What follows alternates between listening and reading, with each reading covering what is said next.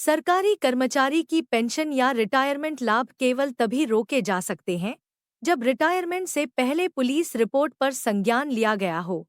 MP high court. Madhya Pradesh के high court ने माना कि रिटायरमेंट की तारीख से पहले सरकारी कर्मचारी के खिलाफ केवल शिकायत या रिपोर्ट के आधार पर उसे पेंशन या अन्य रिटायरमेंट बकाया के अधिकार से वंचित नहीं किया जा सकता। रिटायरमेंट की तारीख पर पुलिस अधिकारी की शिकायत या रिपोर्ट का संज्ञान होना चाहिए। याचिकाकर्ता के वकील ने तर्क दिया कि पेंशन नियम 1976 के नियम 9 के तहत पूरी पेंशन और ग्रेच्युटी रोकना गैरकानूनी और मनमाना है।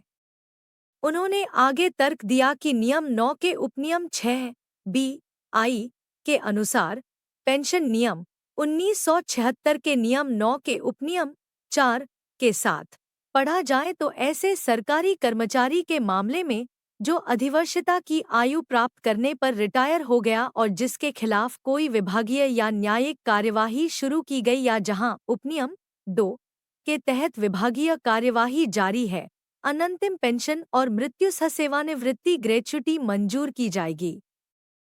इसके अतिरिक्त पेंशन नियम 1976 के उपनियम 6(b)(i) के तहत पेंशन केवल तभी रोकी जा सकती है जब न्यायिक कार्यवाही लंबित हो।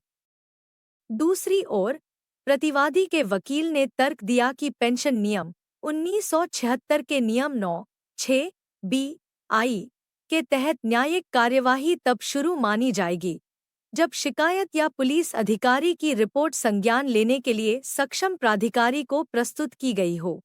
अदालत के समक्ष उठाया गया प्रश्न था, क्या पूर्ण पेंशन और रिटायरमेंट बकाया रोका जा सकता है यदि रिटायरमेंट की तारीख तक किसी आपराधिक मामले में पुलिस अधिकारी की शिकायत रिपोर्ट पर कोई आरोप पत्र दायर नहीं किया जाता है, कोई संज्ञान नहीं लिया जाता, या क्या मजिस्ट्रेट को शिकायत किए जाने या पुलिस अधिकारी की रिपोर्ट पर इसे रोका जा सकता है।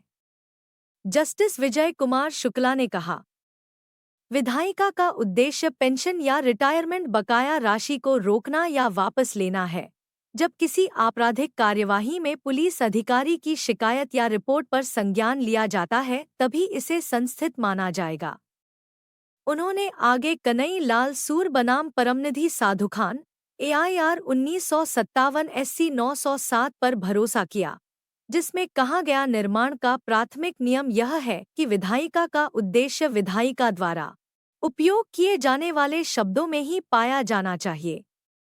यदि उपयोग किए गए शब्द निर्माण करने में सक्षम हैं, तभी न्यायालयों के लिए इस आधार पर कोई अन्य काल्पनिक निर्माण अपनाना खुला नहीं होगा कि ऐसा काल्पनिक निर्माण अधिनियम के कथित उद्देश्य और नीति के साथ अधिक सुसंगत है।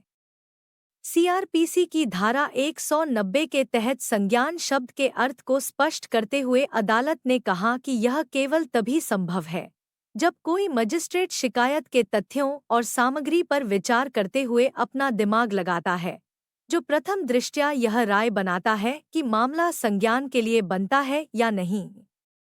अदालत ने आगे कहा कि विधानमंडल ने पेंशन नियम 1976 के नियम 9(6)(b)(i) में जानबूझकर संज्ञान शब्द का इस्तेमाल किया है कि रिटायरमेंट सरकारी कर्मचारी की पेंशन या रिटायरमेंट बकाया राशि केवल तभी रोकी या वापस ली जा सकती है जब आपराधिक कार्यवाही में पुलिस अधिकारी की शिकायत या रिपोर्ट पर संज्ञान लिया जाता है। यह माना गया कि रिटायरमेंट की तारीख से पहले सरकारी कर्मचारी के खिलाफ शिकायत या रिपोर्ट दर्ज करने मात्र से उसे पेंशन या अन्य रिटायरमेंट बकाया के अधिकार से वंचित नहीं किया जा सकता। इसलिए वर्तमान याचिका को अनुमति दी गई। Thanks for watching this video. Don't forget to subscribe the Indian People channel and don't forget to press the bell icon for latest updates.